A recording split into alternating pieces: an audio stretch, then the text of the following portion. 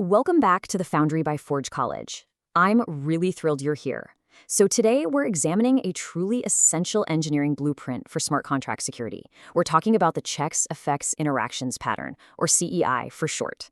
Because, let's face it, absolutely nothing ruins your day quite like writing a gorgeous smart contract, deploying it, and then watching a hacker drain the whole thing in 5 seconds flat, right?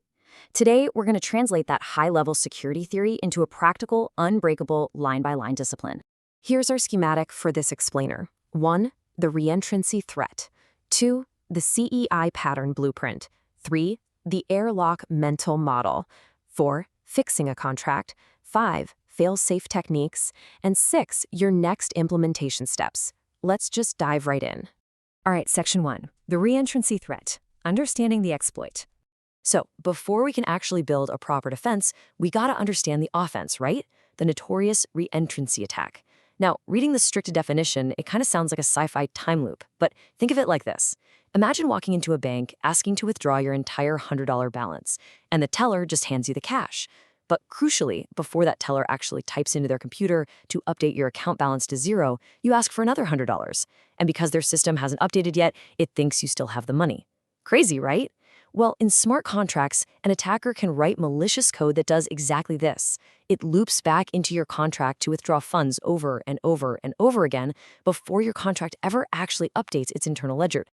Moving on to Section 2, the CEI pattern blueprint, the operational blueprint.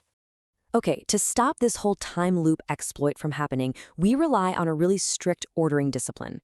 It's called the checks, effects, interactions pattern, and it is incredibly elegant in its simplicity.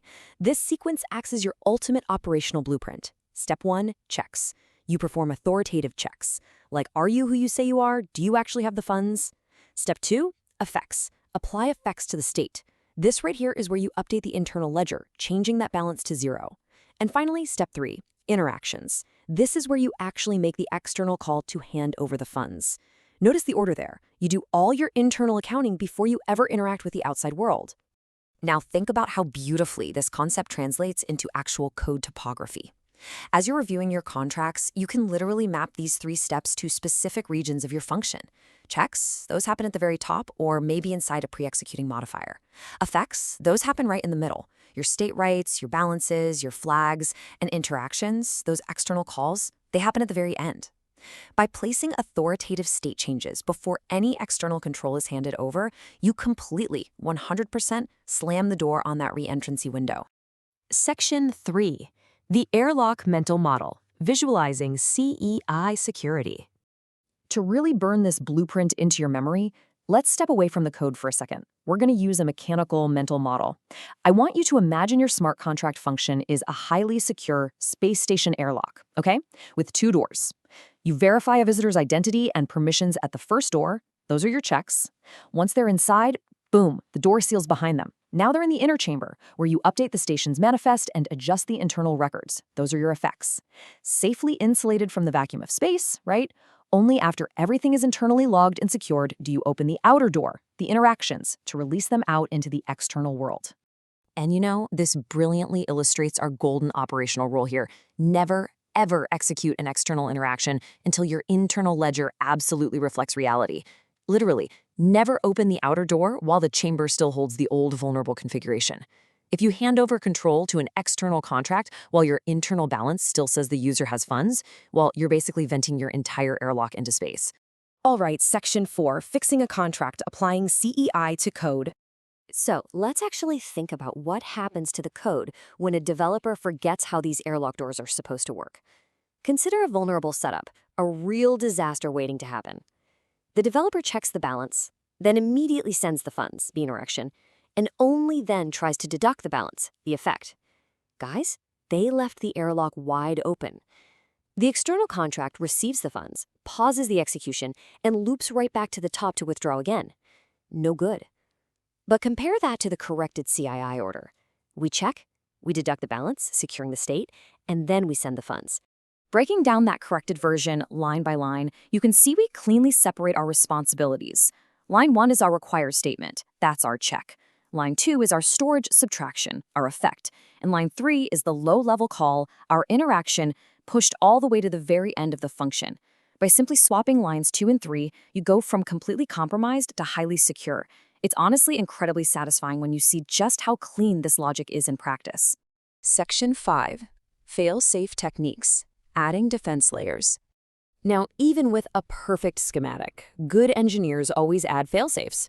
This is a core concept we frequently highlight across our Forge College courses. You just never rely on a single layer of defense. So that leads to a crucial question. Is the CEI pattern enough on its own? Well, the short answer is no. The ordering discipline is incredibly powerful, absolutely, but you still have to account for interactions that might fail or hidden external calls that might be buried inside modifiers that you didn't even realize were running. You need belts and suspenders here. Always complement your CEI architecture with these extra fail-safes. First up, explicitly verify Boolean return values from external calls. If a transfer fails, your contract needs to know immediately so it can revert the effects. Second, utilize a mutex or a reentrancy guard. Think of this as a temporary Boolean flag that just says, hey, I'm currently executing lock the doors.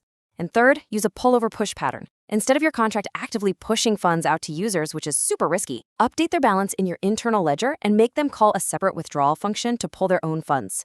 This keeps all those messy external interactions completely off your main execution paths. And finally, Section 6. Implementation steps, putting it in practice.